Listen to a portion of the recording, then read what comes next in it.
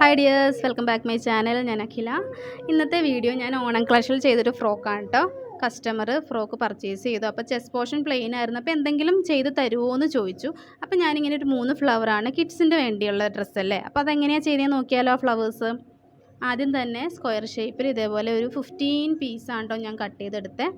അപ്പോൾ ഇതിൽ എന്ന് വെച്ച് കഴിഞ്ഞാൽ എല്ലാം നീളവും വീതിയും എല്ലാം ഒരേപോലെ തന്നെ കട്ട് ചെയ്തെടുക്കണം. എന്നാലാണ് നല്ല നീറ്റായിട്ടുള്ള ഫ്ലവർ നമുക്ക് ചെയ്തെടുക്കാൻ പറ്റുള്ളൂ കേട്ടോ.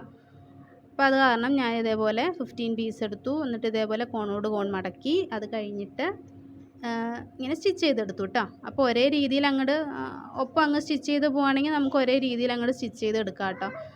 സെപ്പറേറ്റ് കട്ട് ചെയ്തെടുക്കേണ്ട. ഏറ്റവും ലാസ്റ്റ് നമുക്കത് നൂലിങ്ങനെ കട്ട് ചെയ്തെടുത്താൽ മതി. അപ്പോൾ അതേപോലെ 15 പീസ് കട്ട് ചെയ്ത് ഞാൻ എടുത്തു. എന്നിട്ട് ഇതെല്ലാം കൂടി സെപ്പറേറ്റ് ആക്കി. എന്നിട്ട് അതിൻ്റെ എക്സ്ട്രാ വന്ന പീസുകളെല്ലാം കട്ട് ചെയ്ത് കളഞ്ഞിങ്ങനെ സെപ്പറേറ്റ് ആക്കി എടുത്തിട്ടോ. അപ്പോൾ ഏകദേശം 15 പീസില്ലേ. അപ്പോൾ നമ്മൾ പണ്ട് ഇങ്ങനെ എന്താ പറയുക, മിഠായി വീതിക്കൂലേ നമ്മൾ കുഞ്ഞുങ്ങളായിരിക്കുമ്പോൾ, അതുപോലെ മിഠായി വീതിക്കുന്ന പോലെ ഇപ്പോൾ ഒരു 3 പേർക്ക് വേണ്ടി 5 വെച്ച് ഞാനിങ്ങനെ വീതിച്ചെടുത്തു കേട്ടോ. അപ്പോൾ ഇതേപോലെ നിങ്ങളിങ്ങനെയൊക്കെ പണ്ട് ചെയ്തിട്ടുണ്ടെങ്കിൽ, മിഠായിയൊക്കെ ഇങ്ങനെ വീതിച്ചിട്ടുണ്ടെങ്കിൽ ഒന്ന് കമൻറ്റ് ചെയ്യാം കേട്ടോ.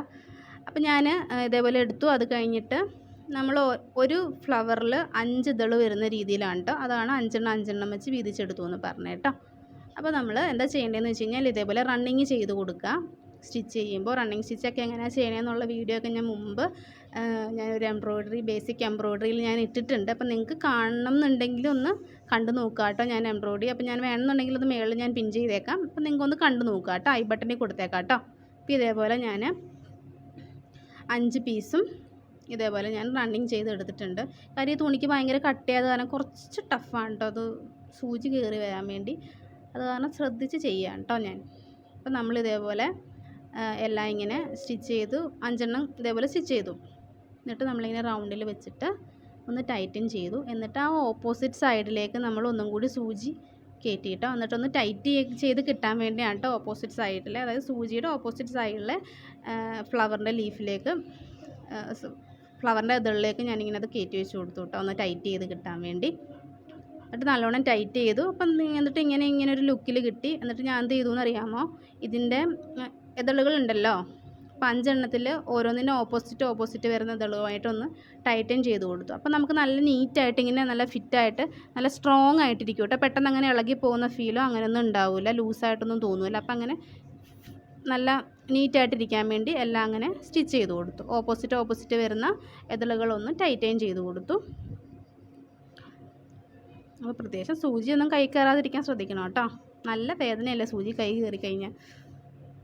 അത് കാരണം ഇങ്ങനെ സ്റ്റിച്ച് ചെയ്തു ഞാൻ. എന്നിട്ട് എക്സ്ട്രാ വന്ന പീസുകളൊക്കെ ഒന്ന് ഇച്ചിരി പൊങ്ങിയൊക്കെ നിന്നുമല്ലോ, അതൊക്കെ ഞാൻ ഒന്ന് കട്ട് ചെയ്ത് കളഞ്ഞു കേട്ടോ.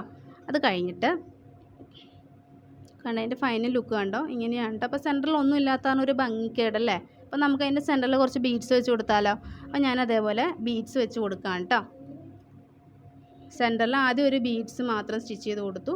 അത് കഴിഞ്ഞിട്ട് ഒരു 7-8 ബീഡ്സ് എടുത്തിട്ടുണ്ടോ. അതിനകത്ത് ബാക്കി ഒരെണ്ണം സ്റ്റിച്ച് ചെയ്ത് ഒരു 8 ബീഡ്സിൽ ബാക്കി 7 ഞാൻ ഒരുമിച്ച് സൂചിമേൽ കോർത്ത് കൊടുക്കാണ്ട് ചെയ്യുന്നത്.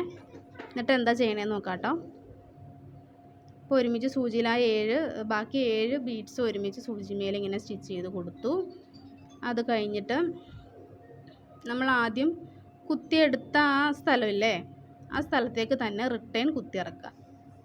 കുത്തിയെടുത്ത് തന്നെ തിരിച്ച് കുറച്ച് കുത്തിയിറക്കുക. അപ്പോൾ കറക്റ്റ് ആ റൗണ്ട് ഷേപ്പിൽ നമുക്കിങ്ങനെ ആ ബീഡ്സ് റൗണ്ടിൽ കിട്ടും. അതിങ്ങനെ ആദ്യം കുത്തിയ ബീഡ്സിൻ്റെ പുറത്തേക്ക് ഇങ്ങനെ നിവർത്തി വെച്ചിട്ടൊന്ന് ആദ്യം ആ സൈഡൊന്ന് ഉള്ളിൽ കൂടെ ഒന്ന് സൂചിയിട്ട് സ്റ്റിച്ച് ചെയ്ത് കൊടുക്കുക കേട്ടോ. ഒന്ന് ജസ്റ്റ് ആ ത്രെഡുകൾ മാത്രം ഒന്ന് ടൈറ്റൻ ചെയ്താൽ മതി. അപ്പം തന്നെ അത് നല്ല നീറ്റായിട്ട് ഇരുന്നോളൂ. അപ്പം ഇങ്ങനെ നമുക്ക് സൈഡുകളെല്ലാം ഒന്ന് ടൈറ്റ് ചെയ്തിട്ട് അതിൻ്റെ ഫൈനൽ ലുക്ക് കാണാവേ. അപ്പോൾ ഇതേപോലെ ഒന്ന് എല്ലാ വശവും ശ്രദ്ധിച്ച് ടൈറ്റ് ചെയ്യണം കേട്ടോ. കാര്യം അല്ലാന്നുണ്ടെങ്കിൽ നീങ്ങിപ്പോകും കേട്ടോ. അപ്പോൾ ഇതേപോലെ ഫൈനലായിട്ട് ഇങ്ങനെയാണ് കേട്ടോ ആ ഫ്ലവറിൻ്റെ ഷേപ്പ് വരുന്നത്. ഇതേപോലെ ഞാനൊരു 3 സ്റ്റിച്ച് ചെയ്തെടുത്തിട്ടുണ്ട്. അപ്പോൾ നമുക്കിത് എങ്ങനെയാണ് ചെസ്റ്റ് പോർഷനിൽ ഞാൻ അറേഞ്ച് ചെയ്തതെന്ന് നോക്കിക്കോളൂ കേട്ടോ. അപ്പോൾ ഇതേപോലെ ഡ്രസ്സ് എടുത്ത് വെച്ചു. ടൈൻ്റെ സെൻറ്ററിലേക്ക് ആദ്യം ഒരെണ്ണം മേളിൽ വെച്ചു കേട്ടോ.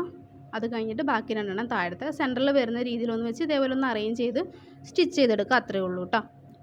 അപ്പോൾ ഇത്രയാണ് ഞാനിന്ന് ചെയ്ത ഫ്ലവർ. അപ്പോൾ എല്ലാവർക്കും ഇഷ്ടമായി എന്ന് വിചാരിക്കുന്നു. അപ്പോൾ ഒന്ന് സബ്സ്ക്രൈബ് ചെയ്യാൻ മറക്കരുത് കേട്ടോ.